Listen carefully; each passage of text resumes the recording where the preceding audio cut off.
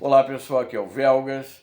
Hoje, dia 27 de outubro de 2024. Putin entra em surto.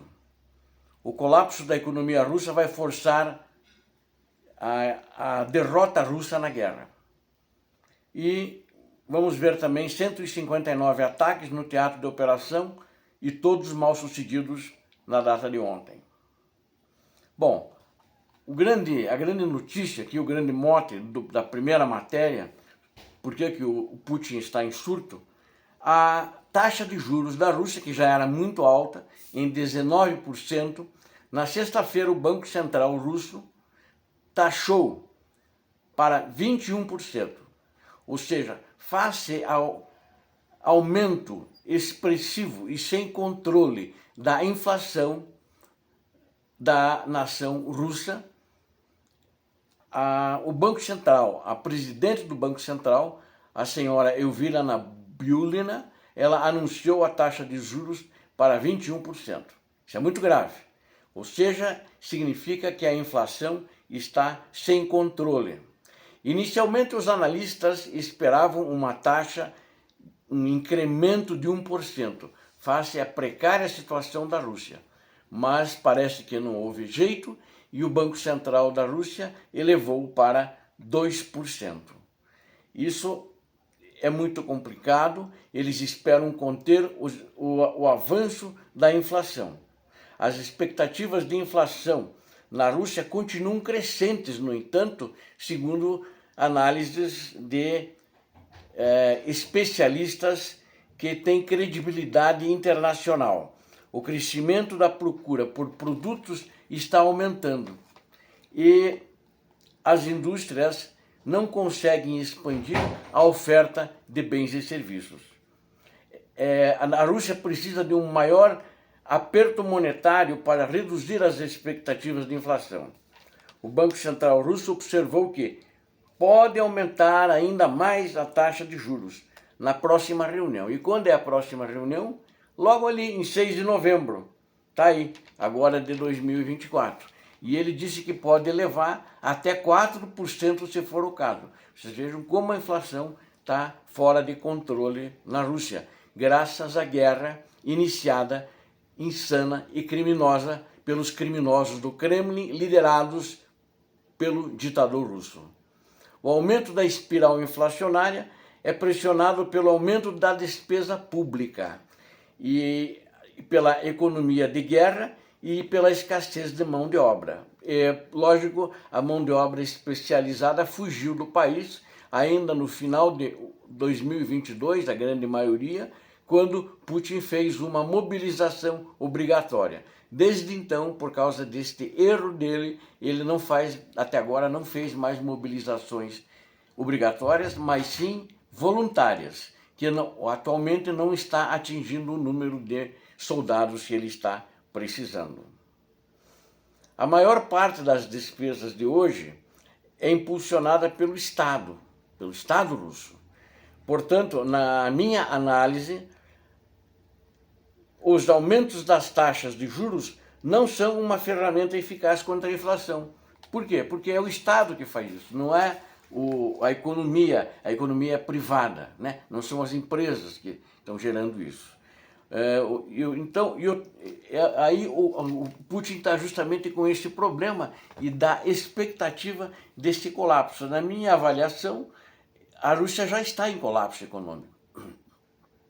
E a subida dessa taxa de juros já mostra isso.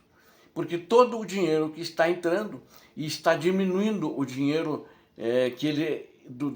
das rendas do petróleo, da renda do gás, diminuiu muito já a partir de 2022, começou a diminuir. No começo não foi sentido, as sanções parece que não faziam efeito, aí falava-se um monte de mentiras, que as inflações, apesar da inflação, a Rússia está crescendo, e ela dava números iguais aos países mais ricos do mundo, que ela nunca teve isso. Aí, de repente, com as sanções, melhorou a situação da Rússia. Aí descobriu-se que isso era uma grande falácia, fabricada pela maior fábrica de fake news do planeta, chamado Kremlin. comandada pelos criminosos do Kremlin. Então era tudo mentira.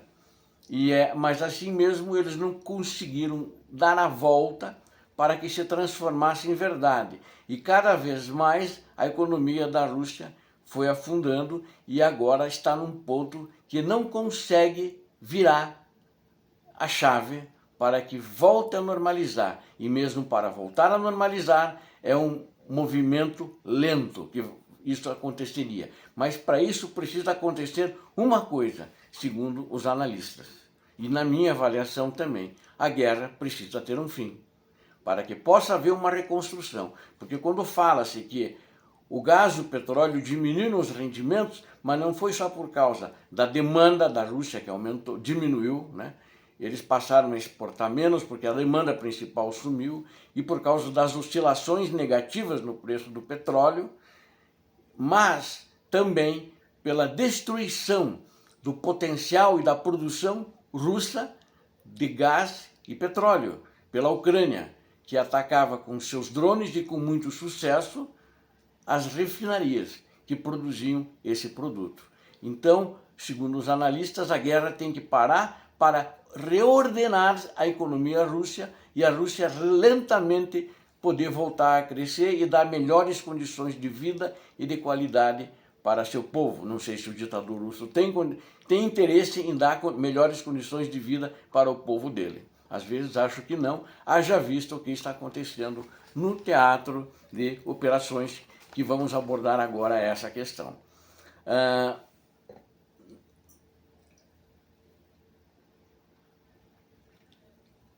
Na data de ontem, dia 26, aconteceram 159 ataques da Rússia mal sucedidos em todo o teatro de operações. E por que digo mal sucedidos? Porque eles avançavam, mas tiveram que recuar. Eles não conseguiam tomar as posições, não conseguiram romper nenhuma frente, nenhuma posição da Ucrânia. Ela também fez 60 ataques aéreos, usando 102 mísseis, mais de 550 ataques de drones e mais de 3.500 bombardeios contra as posições militares ucranianas e áreas povoadas, no caso áreas civis, sendo prédios ou casas, com diversos tipos de arma, né? Ela não é só com mísseis e drones que ela atacou com obuses, ela atacou com morteiros, etc., né? Foguetes, canhões, então uma série de outras armas ela atacou. Então mais de 3.500 nesses mais de 1.000 quilômetros de teatro de operações dentro da Ucrânia. Pokrovsk e Kurakiv foram as áreas mais visadas, toda a linha de defesa dessas duas regiões do teatro de operações. Quero ver primeiro Pokrovsk. Foram feitas 40 ações de combate, né? Ou seja, 40 assaltos ou tentativas de avanço de romper as posições. A localidade mais visada foi Seredov, né? Que nós temos já discutido. Eles chegaram a entrar e depois foram expulsos e houve luta na periferia da cidade, mas não conseguiram dominar a cidade. Então, e ontem a tentativa foi a maior em Seredov, mas eles também, nessas 40 assaltos, eles tentaram em outras 10 vilas também. Só que um negócio impressionante, né? A maioria dos ataques em Seredov, mas em toda essa área de Pokrovsk, é o número que eu tenho, né? Eles tiveram, é insano, 315 baixas, né? 8 blindados eles perderam e 5 veículos. Perderam também 3 morteiros e uma motocicleta. Tudo isso foi destruído. E 315 baixas. É insano isso, né? Para você ver que para o exército russo, não é só o exército, quando eu falo, mas para os criminosos que estão comandando isso do Kremlin, a vida humana do povo deles não vale nada. O inimigo até que a gente poderia... é inimigo. Então, né, seja ucraniano, seja europeu, não vale nada. Mas do próprio povo que está indo lá morrer por eles, né? Eles não se importam com isso. E também, Kurakiv, houve 400 confrontos. Foram 10 vilas e cidades atacadas, especialmente em Konstantinivka, houve um ataque com bombas FAB 250, FAB 250. Essas bombas foram para zonas residenciais apenas. Foi um ataque com essas bombas, feriram um homem de 38 anos, um homem de 55 anos, uma mulher de 65 anos e uma mulher de 73 anos feridos. E também outras duas pessoas vieram a óbito por causa desse ataque com aéreo na cidade de Konstantinivka, que faz parte da linha de defesa de Kurakil e Pokrovsk.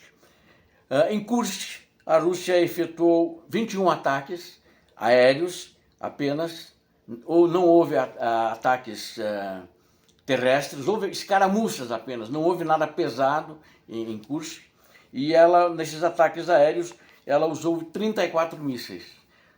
O interessante é que em Kursk, o general que comanda, o tenente-general Laudinov, que ele é checheno, mas ele fez carreira no exército russo, ele que está comandando, ele disse que a região mais difícil de todo o teatro de operações, ele considerou para isso o teatro de operações da Ucrânia, ele falou que é Kursk.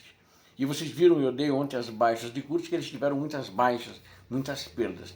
E eles, de fato, não estão conseguindo avançar e provavelmente, brevemente, talvez nos próximos dias, em novembro, né, o mês de outubro já está no final, eles usem ali o exército coreano que chegou para reforçar e dar um fôlego para a Rússia naquele período, mas acho que não vão ter muito sucesso não, apesar da expectativa que está havendo mais uma expectativa, mas são também tropas inexperientes, mas com outro nível de motivação. Eu não acredito que eles vão fazer grandes avanços, não que não vão ter algum avanço, talvez tenham, né? Não quero menosprezar os coreanos, ideologicamente somos contrários aos coreanos, mas acho que vão ter muitas dificuldades ali também.